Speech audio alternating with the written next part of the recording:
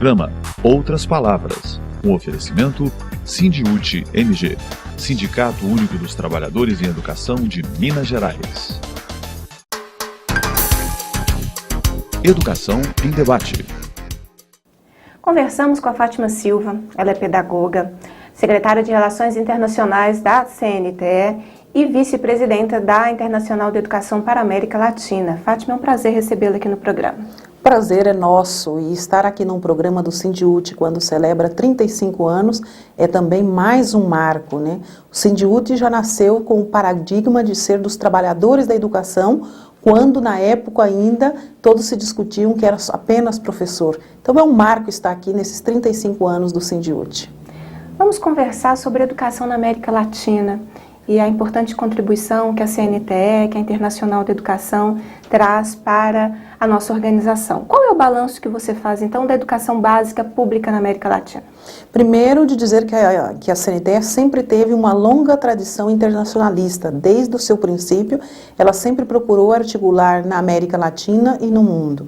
Hoje, nos anos 2014, nós vivemos uma realidade nos países da América Latina, principalmente nos países onde tem governo progressista, do campo democrático popular, enfim, uma realidade no sentido que ainda tem uma dívida social com a educação, mas que todos os indicadores últimos mostram, né, o acesso e a permanência de jovens, crianças, meninos e meninas, principalmente na educação básica. No entanto, todo o continente tem uma dívida social enorme com a educação, no sentido da educação pública, laica e feita e realizada sob responsabilidade do Estado. E como estão os países em que a política ainda é neoliberal? Bom, a América Latina tem formas muito distintas, né? E a gente tem que entender um pouco dessa América Latina, saber que nós somos tão iguais, tão similares, mas também distintos. E todo o processo criado, né? Primeiro, assim, que tem um processo de ditaduras no continente, e essas ditaduras percorreu por diversos países. Depois nós tivemos uma onda de resistência, e essa resistência gerou governos neoliberais, e ultimamente com governos do campo mais progressista, do campo democrático popular. Então, entender essa realidade é também entender o presente do conjunto da América Latina. E é evidente, aonde ainda tem a resistência de governos neoliberais, é um processo difícil para toda a sociedade, e principalmente para os sindicatos, por uma pauta de negociação, e para a sociedade ter o Estado presente em políticas que nós consideramos essenciais, como saúde, como educação e como um bem viver de responsabilidade do Estado. Pode citar alguns exemplos para a gente? Olha, nós poderíamos, tem vários exemplos, mas eu creio que o processo interessantíssimo que está acontecendo na Bolívia, porque é a Unesco que diz, olha, esse país conseguiu eliminar o analfabetismo. E é um processo interessante porque por primeira vez tem, de fato, um boliviano sendo presidente do seu país. Então, no conjunto das ações que está acontecendo na Bolívia, é um conjunto de ações positiva para a sua gente, positiva para o seu povo e positivo para a América Latina. E também de entender que a maioria da população indígena, ao chegar no poder, também tem uma educação pública voltado para este setor e voltado para esta realidade. Nós poderíamos citar como um exemplo de avanço e retrocesso o Paraguai. O Paraguai, infelizmente, na América Latina, inaugura o segundo golpe militar dos tempos modernos. O primeiro golpe foi em Honduras, né? E que o Brasil teve uma atuação que, para nós que somos da Internacional da Educação, que somos da CNTE e somos da CUT, uma atuação louvável e digna de quem quer ser líder na América Latina. Então, o Paraguai inaugurou o segundo golpe dos tempos modernos. Então, quando nós estamos vendo a efetivação de políticas públicas no setor da educação, voltada para a população paraguaia, principalmente para as crianças, com o golpe a gente está vendo um retrocesso de perseguição às entidades do movimento sindical e um retrocesso em todas as políticas públicas existentes. Então, citando um país que avança e citando um outro país que tem um avanço pequeno e um retrocesso. E nós teríamos, assim, no conjunto da América Latina, vários países para colocar de exemplo. Nós podemos, por exemplo, citar a Colômbia que recentemente passou por um processo de eleição e que o sindicato, nosso co-irmão da educação, resolveu apoiar a candidatura do atual presidente no segundo turno, em cima de um ponto principal, a questão de negociação de paz.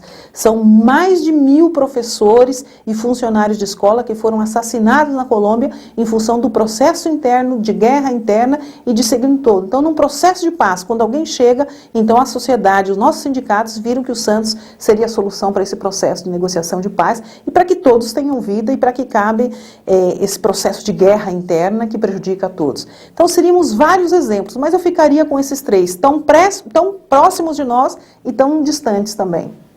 E a organização dos funcionários da educação na América Latina? Bem, primeiro que eu creio e tenho toda certeza, nós do Brasil estamos muito avançados nesse sentido. Porque desde o princípio da fundação da CUT, do novo sindicalismo, nós entendemos que temos que nos organizar por ramo, ou seja, todos os trabalhadores de educação estar no mesmo sindicato. E o Sindiúti já nasceu assim, já nasceu dentro do paradigma que nós criamos, do novo sindicalismo. No conjunto da América Latina, isso ainda não está resolvido, é muito fragmentado. E bem verdade que os funcionários da educação no conjunto da América Latina são pouco sindicalizados, não estão em nenhum sindicato. Nós começamos a fazer esse processo de que a gente tenha também sindicatos na América Latina que sejam únicos de fato, né? Nós podemos citar a Colômbia junto, né? São trabalhadores da educação, a Bolívia também, o Brasil no caso dos sindicatos filiados à CNTE e os outros também têm uma realidade um tanto diversa. Agora nós começamos a trabalhar nesse sentido, de ser organizados por ramo e no caso estar dentro dos sindicatos da educação. Fátima, e o que é o movimento pedagógico latino-americano? O movimento pedagógico latino-americano é o nosso sonho e a nossa utopia de fazer com que os sindicatos, além da pauta salarial, passe também a ter propostas e interferir na pauta pedagógica de todos os países da América Latina. Nós temos uma situação bastante diversa. Nos países que vêm de um processo de resistência ao neoliberalismo, os sindicatos ainda estão se firmando para negociar a pauta salarial. E outros sindicatos que já passaram por esses governos, que estão com governos mais abertos ao processo de diálogo, nós já estamos no processo de discutir e inserir a pauta pedagógica. No Brasil, a gente pode colocar isso muito presente como as conferências, as CONAIs, né? Enfim, as comissões de educação que se discute todo o processo educacional no Ministério da Educação. E na Argentina, no Chile, tem um processo diferente de negociação. Agora, os países da América Central têm uma certa dificuldade de ter esse passo, esse avanço na questão da pauta pedagógica. Então, o movimento pedagógico latino-americano é no sentido de criar e ver um modelo nosso, formado por nós educadores e de quem está no dia a dia da escola, de dizer o que nós queremos ensinar, o que nós precisamos ensinar e o que se precisa aprender.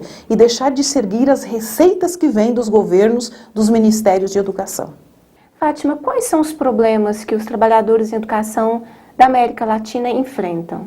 Bem, o primeiro problema, eu diria que é a grande crise de ser sujeito e agente de executar uma política não são elaboradas e executadas pelos educadores. E quando eu coloco educadores, eu estou colocando professores e todos aqueles que estão no ambiente escolar. Ou seja, é aquele sentido de cumprir determinação.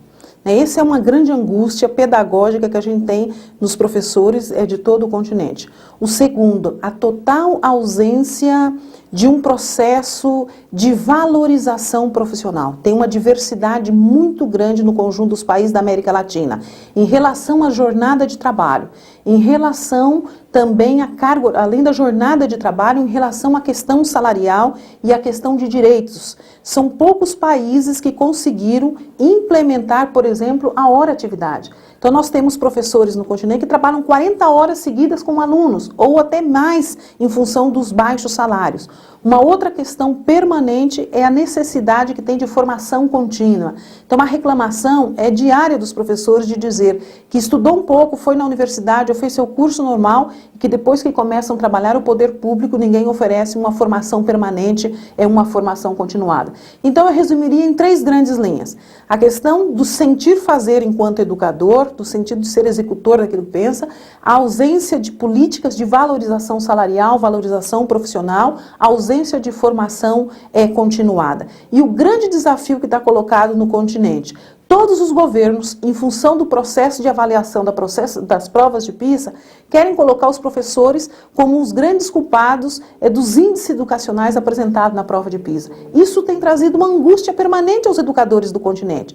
Primeiro porque PISA avalia os iguais de forma desigual e também busca a culpabilidade de não uma avaliação sistêmica do conjunto do processo educacional nos países. E avaliar o conjunto, os nossos governos e muitos governos do continente não querem. No entanto, justificam os baixos índices em relação às provas de PISA, jogando uma certa culpabilidade na função docente. Você teve a oportunidade de conhecer um pouco mais sobre a conjuntura educacional da América Latina com a Fátima Silva, que é vice-presidenta da Internacional da Educação. Fátima, muito obrigada pela sua presença. Nós que agradecemos.